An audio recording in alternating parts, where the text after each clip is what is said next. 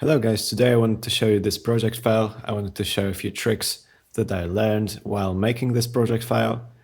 Yeah, I'm just gonna go through some cool tips and tricks on making feature bass with Ableton and Serum, which is all I use for this project.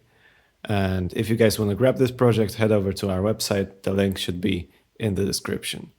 Yes, so I think the most important element of this genre, certainly the element that took me the longest time, was making the right supersaw sound for this track.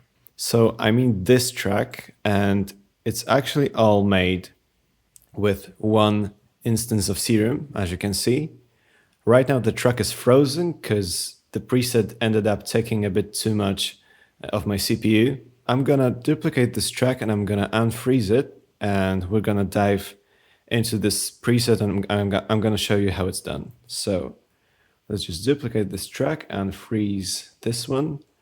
And what I'm also gonna do is disable the pitch bend, because that seems to lag a bit when I do that. And let's also make it a bit bigger so you guys can see all I'm doing.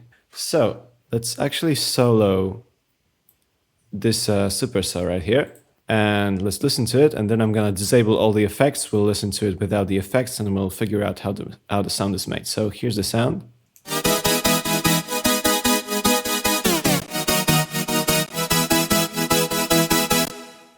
Let's just take a look at this one. I'm gonna disable the effects, and also there's also two effects right here. So let's listen now.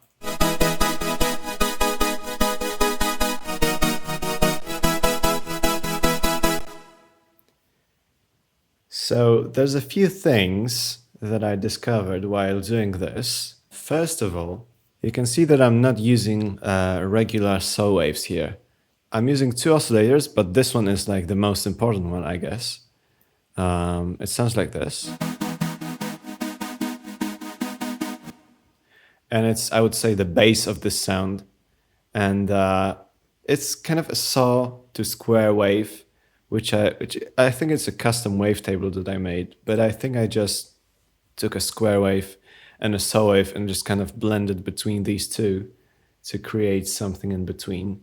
Yeah, and then I'm duplicating actually this oscillator and I'm pitching it one octave higher, and I have a different detune setting, obviously. I'm actually detuning it less, but there's two things that I'm doing here to make this oscillator sound a bit more interesting. This is this second oscillator solo.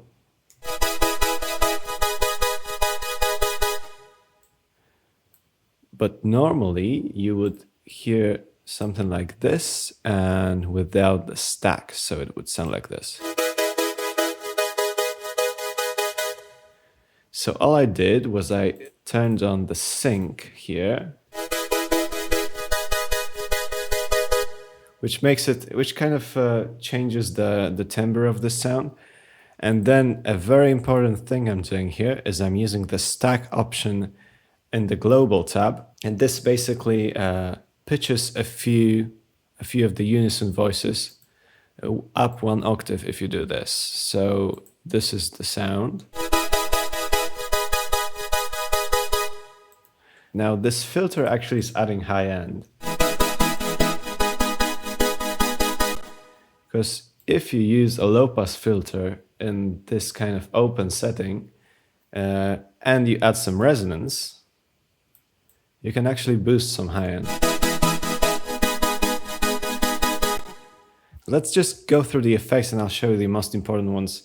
I'm using the multiband compressor here, and this is very important. I think almost every feature bass track right now is using some sort of multiband compression on the supersaw. And here the difference is actually pretty drastic.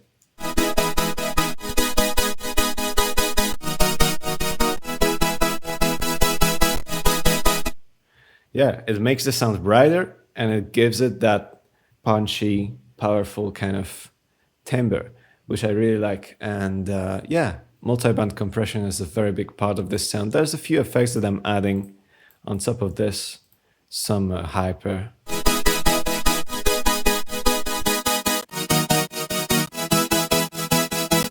But as you can see, it's not doing too much.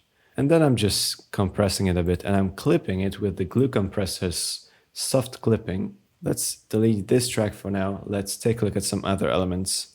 Yeah, what I talked about already was OTT, but actually I wanted to show you how often it's used on this track. Obviously, I think there is some multiband compression here. Yes, we have a multiband compressor on this intro synth. Then we have on the brass here. And actually, if you listen to the difference, it's pretty drastic again.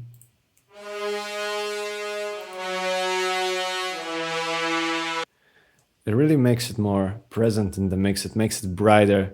Basically, all OTT compression is a very compressed sound, a very bright sound, and we're just blending it in with the original sound by using the amount knob here. It's a preset in the multi-band compressor here in Ableton. Multi-band dynamics, that's what it's called, and OTT. Okay, so let's take a look at some other elements. We have a synth line over here, which obviously I think is using multiband compression in Serum. That's right. So you can see that on almost all the elements that we want to sound bright, it's somewhere present, the OTT. Now, I think we're using some OTT on vocals here. So here's the difference. Let's play the vocals.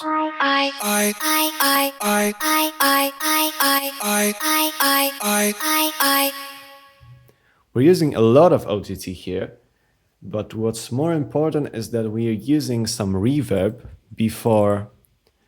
Actually, it's like a chain that I made, a custom chain for reverb, but we're using reverb before OTT.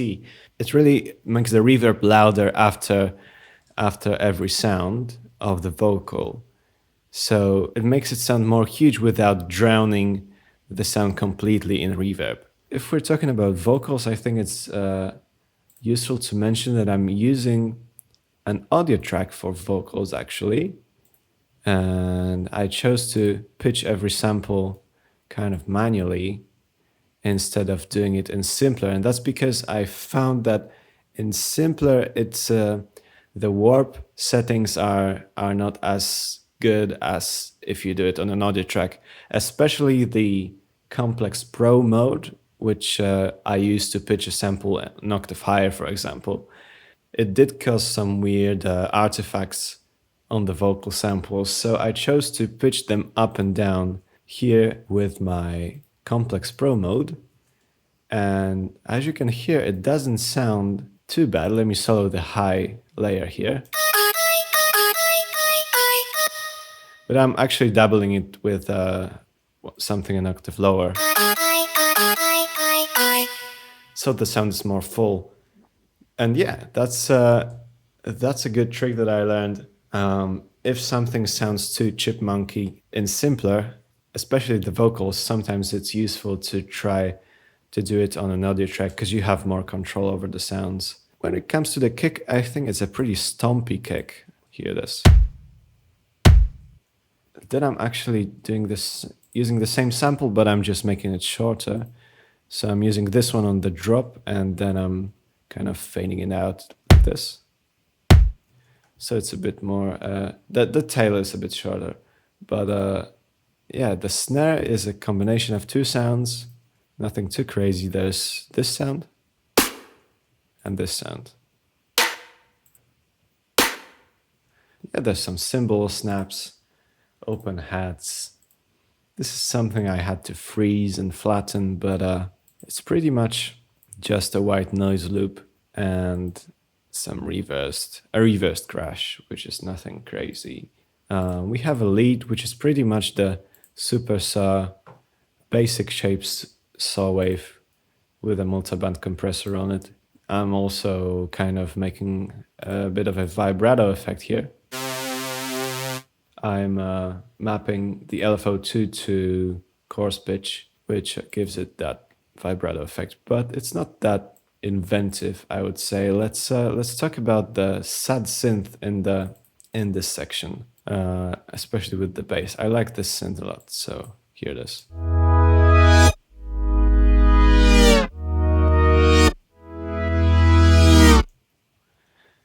I love this sound. So let's take a look at the Serum Patch here. Okay, so there's some effects going on, so let's disable these.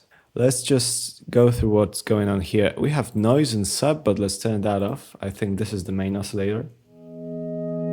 No, actually, this is like a support sound, but you can see that I'm using the sine wave, the analog sine wave, for like a support of the whole synth. Listen to the B oscillator. Yeah, so this is a saw wave sampled from the Minimoog, and that's really cool. And I'm using the bend here to change the timbre of the sound as it progresses. So I think it's actually mapped to something. It's mapped to the second LFO, which I'm using as an envelope here. Okay, so I'm adding this sine wave, which adds this nice bottom end. Let's listen to it.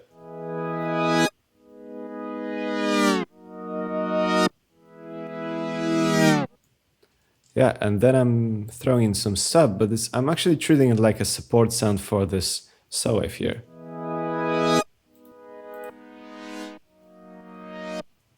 Yeah, it's really subtle, and then there's some noise that when the filter opens up, we can hear the noise.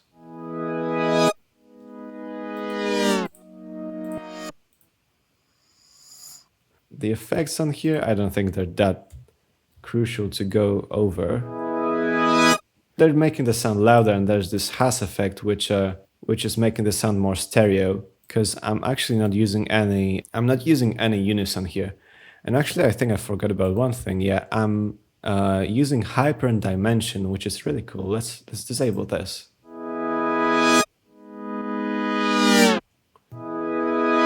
I think it's a bit more detuned, and it just gives it that nice touch of detune. Let's check out what's going on here.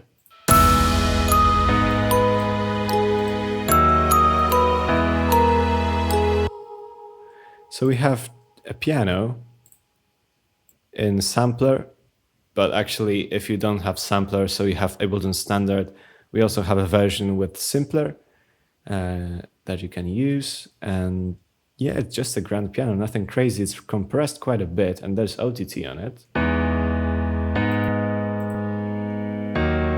You can hear that it instantly makes the sound more present in the mix. And then the strings.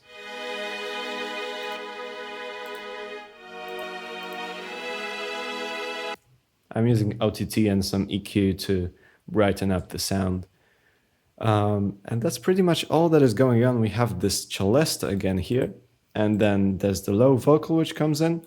Let's take a look at the second drop, because it's similar to the first drop, but it's a bit different. Let's see what's changed here. The super saw is playing again, but it's kind of there. I'm adding effects in between these super saw lines. So let's listen to it.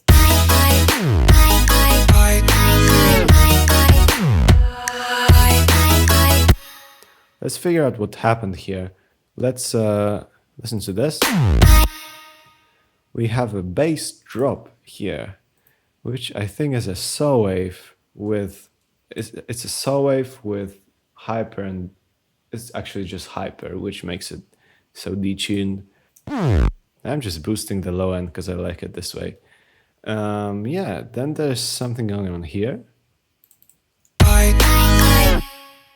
which is just the SAT synth, and I think the bass of the SAT synth as well. The filter cutoff here is automated. This is what the filter cutoff looks like here. Yeah, it goes up and then down, and it's really important to remember that you can bend these automation lines with holding Alt or Option and then do this, because this is really cool. Let's continue here. There's something going on here.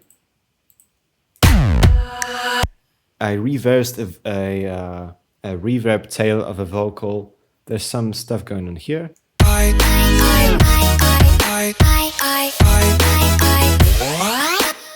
Okay, so there's the sad synth again. a break, and then we have a cool kind of pitch down or pitch up kind of effect. Let's listen to the second part here.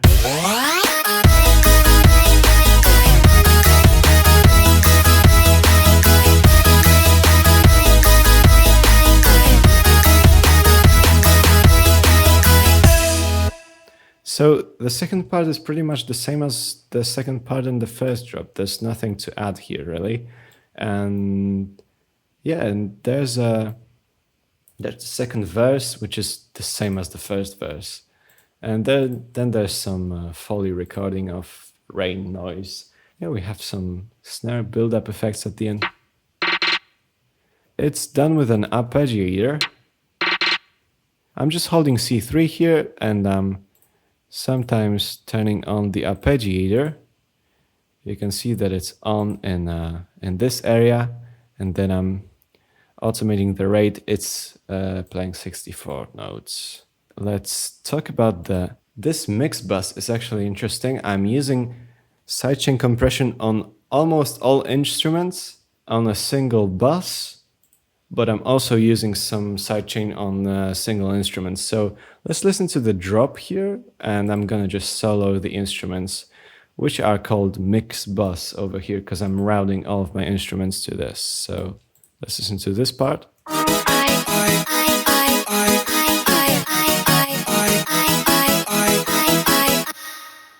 And I think that makes a big difference, because that makes part for our drums. Sorry, that makes space for our drums.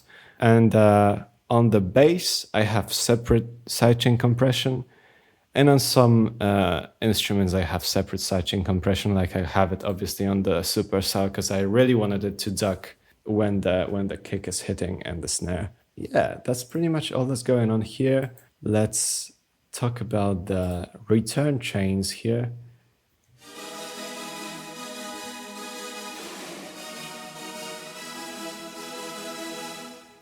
So I'm high passing the sound with an EQ. I really didn't want the low end to get into this reverb. Then I'm using a high cut because I didn't want too much of the high end. I didn't want the reverb to be too obvious. But then I'm using spin, which is the coolest thing. Let me show you this.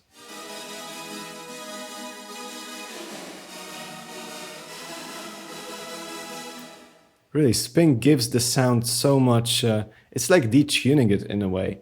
And I love this effect. I'm using the high mode, obviously. And the diffusion network is also really important. I'm using a kind of a high shelf here. Let's take a look at the room reverb, which I'm just using mostly for drums.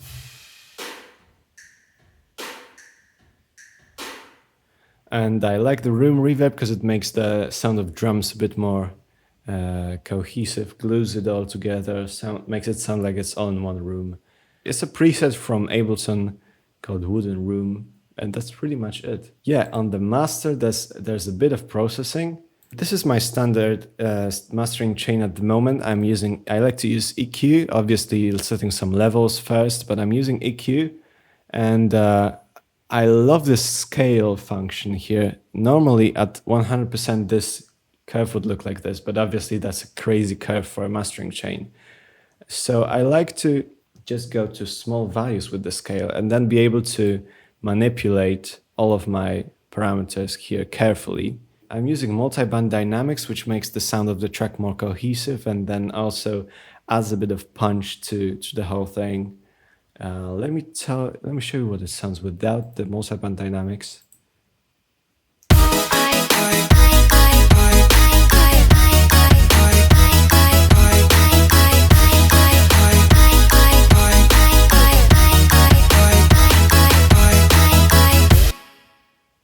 It's gluing the whole thing together, adding a bit of punch, but also unifying the sound of the whole track. Because if you listen to the verse, it's gonna be more like the drop. Because obviously we're using the same compression on the same bands in all of the sections. At the end, I'm just using some soft clipping from the glue compressor, which I chose over the limiter, because I was thinking of doing it with a limiter at first, but then I thought, why not to do it with a glue compressor? and it actually makes the sound of the track much bigger than as we did it with a limiter. Actually, let me show you. Let's take a limiter, and I'm gonna put it at the end. Let's just hear the difference. First, soft clipping.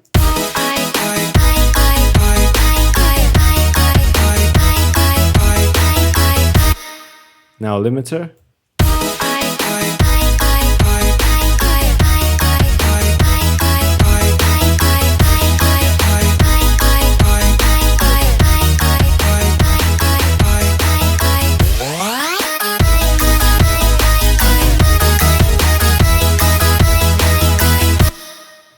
I really like what the glue compressor is doing here. Bear in mind that it's gonna add half a dB of headroom, so because it's like using a limiter with minus half a dB on the ceiling parameter. So obviously we have half a dB of headroom on the master here, but it's not a big difference. We can turn it on. We can turn on a utility here with a half dB of gain, and there's gonna be no headroom. There is one more trick that I wanted to show you. When you freeze a track like this, so for example, you're making a supercell and the Serum preset ends up eating too much of your CPU, and you want to sidechain this track, you can basically make a new audio track, treat it as a bus, and just route this track into 10 supersaw, and then put sidechain compression on this track, because you can't freeze, unfortunately, you can't freeze a track that has sidechain compression on it. And what's cool about that is if you freeze a preset like this, you can always add more effects onto it without having to unfreeze and freeze the track back. Yeah, that's it. Check out this project file on our website, guys. Let me know if you guys want to hear more about this project file. But for now, I'm saying goodbye, and I'll see you in the next videos on the channel. See you guys.